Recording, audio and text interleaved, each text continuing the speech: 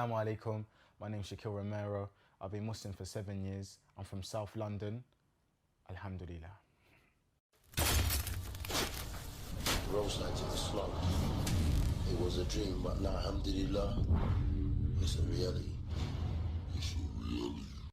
Can you tell us a little bit about your life before you came to Islam? I grew up in the outskirts of South London, also the outskirts of Kent, kind of in between the both. So subhanAllah, pretty much got, you could say, the best of both worlds. At a young age, alhamdulillah, I grew up with a nice, close family, a very family-orientated surrounding. My mum wasn't with my dad, but however, I'd see my dad nearly every weekend. He would take me out, he would spoil me, we would play football at the park, go to the cinema and do those types of things there. I had a really good relationship with my mother. She was very close to me, very dear to me. She really tried to protect me from the outside world. My brother and my sister, they're like 11 years older than me. My brother's 12 years older than me. My sister's 11 years older than me.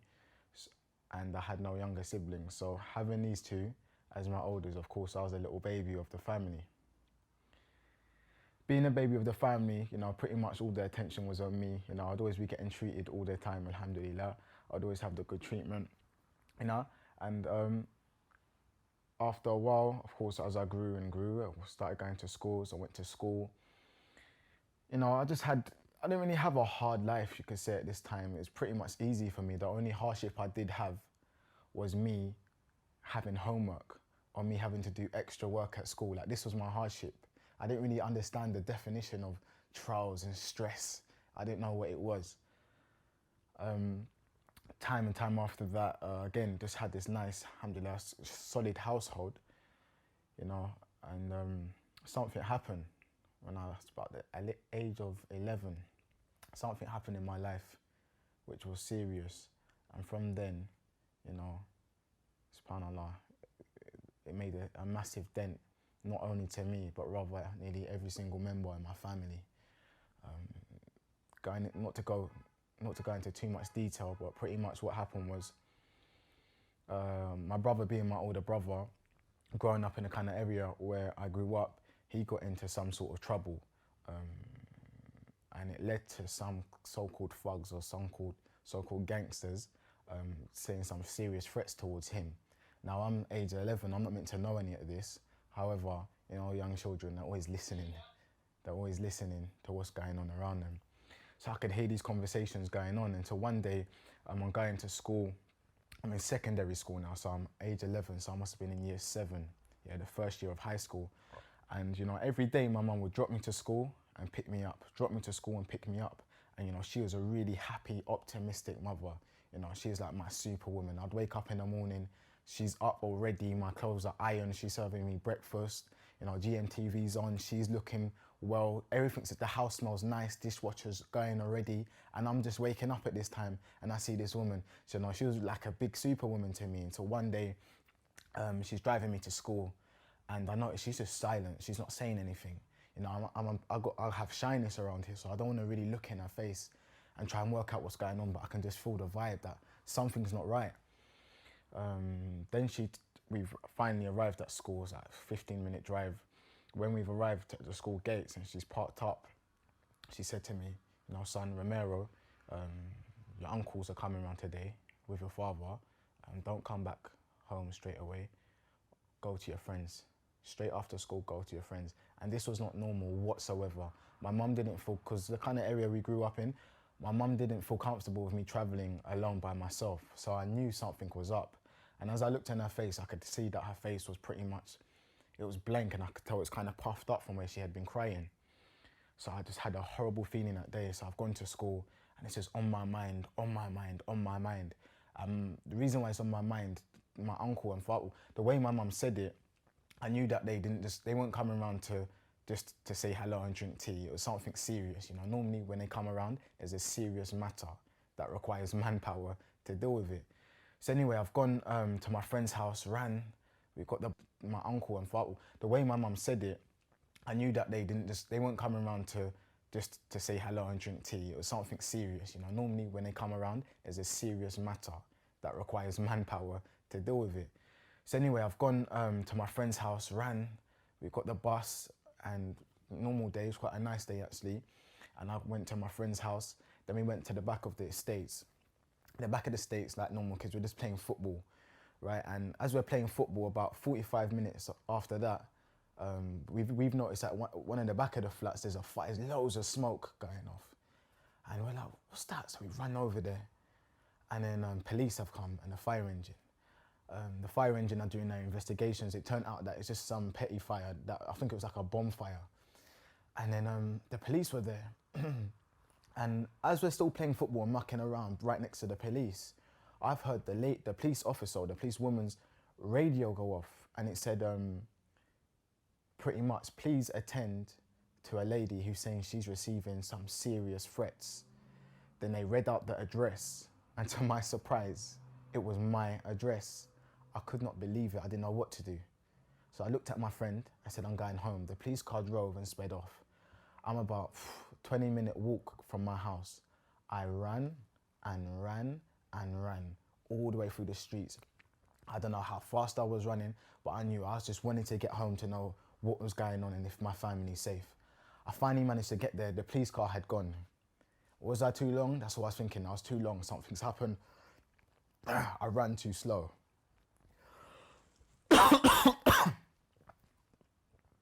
So finally I've got there. I don't have a key. Remember, I'm still this 11-year-old boy.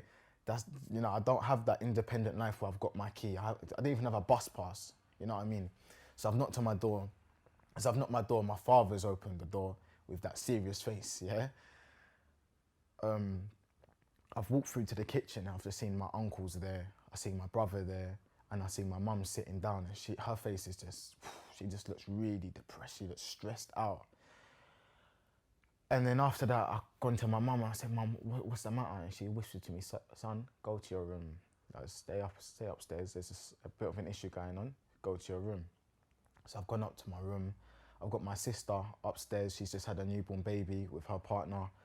I've gone to my room, and I'm just kind of pretty much earwigging to what's going on downstairs. I'm putting like my head to the floorboards so I can hear what's going on, and I can just hear like serious voices and my mum getting upset, and you know, bit by bit it was just getting worse and worse and worse. So then what I pretty much picked up was that my brother had got himself into some sort of trouble, and these guys are threatening him. Some serious threats were being said. So then my brother's got a phone call, and the phone call was swearing, and he's replied, come in and come outside. I'll be waiting for you outside now. And then he shouted again, I'm outside now. So he's walking like down the stairs saying, I'm outside. As he's walked outside, my father and all my uncles have run outside. My mum's run upstairs in my room. I'm looking up the blinds at this time, yeah? And all I've seen is 2 cars go past. It's dark now, yeah? It's about 8, 9 o'clock. It's dark, and I've seen 2 cars just go past and slowly pull up at the side. It was like a clown car. You know them cars where it's a small car and you've got like 15 clowns running out? I'm not joking. Out of those 2 cars, the amount of people come out of these cars, I'm not joking, it was like good 15 people were running. It's like they had another car somewhere else, but there was just loads of guys running and screaming, like they were hyping. They sounded high off drugs, like proper monkey noises they were making, screaming. I don't know, I think this is what these so-called thugs do nowadays, or these gangsters, wannabe gangsters do nowadays, to hype themselves up. They start screaming like they're gonna go for a serious guerrilla war. So anyway, I remember looking and I could just see pretty much silhouettes, loads of silhouettes, but I could tell who where my uncles and brother and my father were, and I can tell them not where these other guys were. I'm pretty, well, after that, everything just happened, it was just like slow motion. And I'm looking out the window, and then all of a sudden, bang, it's here, a loud bang. And my mum I looked at my mum, she put her hand on her mouth, and she said, oh my gosh, I just heard a gunshot. Then another bang, and then she said, oh my gosh. And it happened to be 2 gunshots went off. When I hear the story now, my dad told me the story. Now I'm older. He said, well, what happened that day was, I've walked out and I've said, you know, which one is so-and-so? Asking for the main person who's caused this drama with my brother, who's Red Hair. And then they've kind of got a bit intimidated by him because he's one man walking to a whole bunch of guys with all their hoods up confidently. So they're thinking, what? This man, he must be a serious man. So he said, well, what they've done is they've pulled the gun out on me and they shot and missed. I haven't gone down, nothing's happened. And my dad even says, I don't know, my dad says, I think it was God or an angel that came to protect me. May Allah guide him. And then I said, okay, what about the second shot? He said, the gun jammed in his hand. He got the gun and gave it to somebody else. And then he was fiddling with the gun.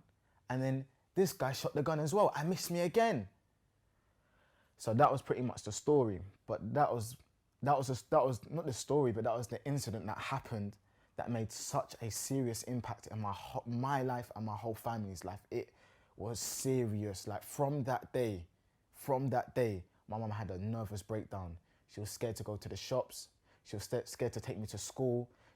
That happy, optimistic mum that I had before, that superwoman mum that be watching GMTV, fixed up, looking well, making sure I'm gone. She was shattered. I remember I'd come down in the morning, see her sitting in a corner, shaking, scared. I remember the way we had to double or triple lock every single door and window around our house. Like, it was crazy. We had to put cameras all around the house. But back to the incident, loads of police came. I remember my mum said, like, you have to go and stay somewhere else. So they've kept me safe because they thought these boys might come back to keep me safe. As I've gone out, I remember seeing helicopters, forensics, these people dressed in all white. At this time, I'm a little boy. They look like doctors to me, surgeons, and they've got these torches and they're looking on the floor. And I'm thinking, what's going on? But at that time, it's not registered to me like, that could have been my father. I'm 11 years old. I'm not realizing my father could have been dead there. So as time went on, these same guys did not stop. They got more family members involved. They got more of their friends involved. They even got females involved to come and try and bully my mum, my sister. And from there, it was just serious. Like, I had some of these men. There was one man, I'll show you. So from I was 11, I'll say 9 years after that, we had consistent, I wouldn't even say it was a family war. Yeah, it was more, they were just bullying us big time, bullying us up, because we was like the only family, the only kind of black family on that estate, and they were another black family. So they don't think like, let's join teams. They think with a stupid negative mentality, like we're gonna come and oppose them. So they tried to bully us big time. It was like we were the lions and they were hyenas. There were so many of them. Girls would get involved. And I remember one time I was 13, so I was in year 9 at this time. And one of the guys that was meant to be the top man of this estate decided to come up to my school and start threatening me, come up to my face and said the most foulest name that you call somebody to my face in front of my 13-year-old friends and my teachers, you know? And this man's meant to be the serious gangster of the estate. Was I scared? Yes, I remember that day, shaking. But of course, I'm in front of all my friends. I have to put on a face like I'm not scared. I am melting deep down. I'm thinking, this guy, the amount of stories I heard about this guy, I'm scared. So time went on, this was going on for years. Like every day I was being harassed by these people on my way to school, on my way back to school, when I'm playing out, going to the youth club, anywhere I go, playing football, playing anywhere, these people will come and harass me. 8 o'clock in the morning, we're hearing beep, beep, beep outside our house. Knowing it's them, then I shout the most foulest of names. Come up to me shouting the most foulest of names about my mum. My mum's this, my mum's that, my brother's this, my sister's this. Proper, serious, like real intimidation. So after this now, this made me just like frustrated. I'm crazy at the world. Like, I'm just angry because the principles that I was brought up with was pretty much, you know, don't go around bullying people. Don't cause trouble. Don't be one of those typical little black boys brought up in the state. I was brought up with pretty much morals, yeah? But all those morals and those teachings that were put down to me, they weren't making sense anymore because I was living my life right. Like, I was doing everything that a young boy is meant to be doing. I didn't ask for these people to come cause this drama. I didn't ask for them to come and make my mum have a nervous breakdown. I didn't ask to see that stuff at 11 years old. My eyes shouldn't have witnessed them things. So I'm getting so frustrated. And at this time, 50 Cent's come out. And the 50 Cent, with that image that he pretty much put out to the world, was the ideal image that I needed to have to make sure these people would back right off and that nobody else would even dare to think, let alone do anything to me and my family again. So bang, what happens? Me, 13-year-old, 14-year-old mentality, you know, I'm doing every single thing I can in order to kind of reflect this man, 50 Cent. So tattoos, I'm on them. Chains, I'm on them. Getting big, I'm on them. Boxing 3 times a week, working out nearly every single day. I just want to get big, I want to be strong. Girls, I didn't really care. But having that look, I just really wanted that look. So I'm striving for this look. And bit by bit, like I'm hearing all these guys around my area becoming Muslim. And I'm not really I wasn't at all on a follow fashion. I'm hearing everyone saying, it's a follow fashion hype. So I'm saying, you know, I'm not interested in this. I don't even like it anyway. Who's Allah? I don't know who this Allah is. It's just another God. I'm not interested. So then bit by bit, my cousins and another older cousin that I respected became a Muslim. He was in prison at this time. And, you know, one time I had a visit with him and I was talking to him. I said, you know, I'm thinking to become Muslim. He goes, listen, I said, that place, I want to go in there. My heart is attached to that. Then he turned around and he goes, well, you're deep, you know. I'm meant to be Muslim and I don't even feel like that about the mosque. So anyway, I just made the decision one day. I said, I'm not going to keep talking about it. I just went to the mosque. I walked inside the mosque. The mosque was was a cultural mosque, not with my culture, and these people were all staring at me. I could tell you, their faces looked like, what's this little black thug doing in my plate, like doing here? And I'm looking around, I must have looked like a little fox in front of headlights, looking around, so scared, wondering, what am I doing? So as I'm looking around at the scared little boy, an older man has come to me, he said, young boy, come here. And I said, yeah. He goes, what are you doing here? I said, I've come to take my Shahada. He goes, okay. He goes, right then, come take a seat. So I sat down on the mosque floor and he goes, I'm just gonna get 2 people just to witness you taking your Shahada. Then he asked me a few questions. Number 1, why do I wanna take my Shahada? I explained to him, you know, I've read up on Islam and nearly every single principle and teachings in Islam is what I believe in anyway, but I just didn't understand it. Like, I believed in one God. I believed in all those prophets. I didn't believe that Jesus was actually God's son, but I believed he was an amazing prophet and he did do all those miracles. I believe in angels and pretty much all the pillars and the principles of Islam I accepted anyway before I was even a Muslim. There's just certain things that had to be broken down. Then he said, okay, repeat after me. And he gave me the Shahada. Ashadu. Then I repeated, Ashadu. Allah ilaha illallah wa ashadu anna Muhammadan abduhu Rasulullah. And then he translated it in English. I bear witness there's no God but Allah and Muhammad is his final messenger. Then he said, now you're a Muslim. Islam is easy, nothing is hard. Go home and have a bath. And that there was my first step of entering Islam. Okay, mashallah, you've told us about your life before Islam. Can you basically tell us now how practicing the deen has changed your life? Coming to Islam, it changed my life. However, it wasn't an immediate change. You know, a lot of people come to Islam and they change straight away. It wasn't like that for me because I was so young. I was 15 years old when I became a Muslim. So again, that kind of young mentality was just there in my mind, like the pretty much just the glitter of this world, the hype of the world, the hype of being a young man was still there with me. But at the same time, I still got this religious side on me. So I'm still believing in Allah, you know. So I would still engage in, I'll say, impermissible things. I would still be doing silly things because I didn't understand the importance and the reality of what I was doing. So was I still going around and being stupid with my mates? Yes. Was I doing really dumb things and fighting for no reason? Yes. All those stupid little things? Yes, I was still keeping it up until I heard somebody say that, you know, we need to grow up. My friend said, we need to grow up. And my friend's Muslim. He said, I heard that there was a commander of the Muslim army in history and he was a Sahaba. And he said his name was Osama ibn Zayd. And he was a commander at the age of 17. And about 2 years of all the stupidness, how old am I? 15, 16, 17, 2 years old, I'm 17. So this appealed to me big time. I said, what?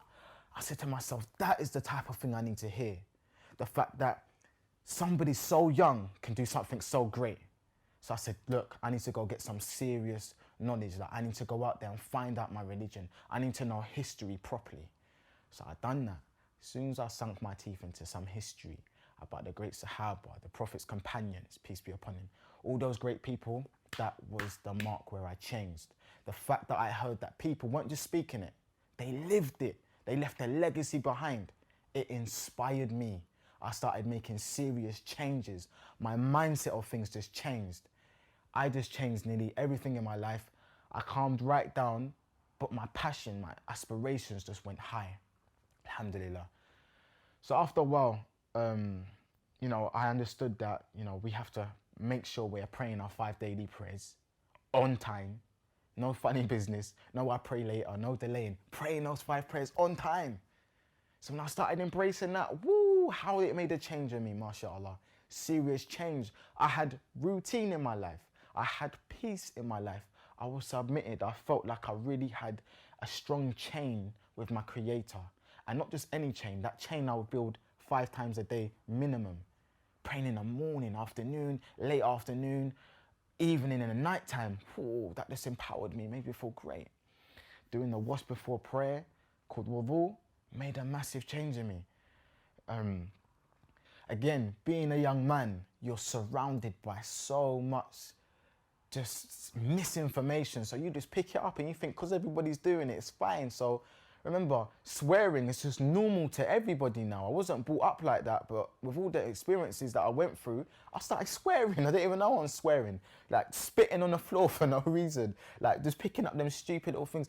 Always like doing gun fingers as I'm speaking all the time. You know, just having that silly mindset stopped. I stopped swearing. Stop spitting on the floor. Stop bopping. Stop doing the gun fingers. Stop, you know, screwing everybody that I see. Stop having that mindset. The music all went in the bin, bit by bit. What advice have you got to Muslims and non-Muslims regarding Islam? Okay, reality is we're living in an age where education really seems to be the most important thing. Get yourself educated.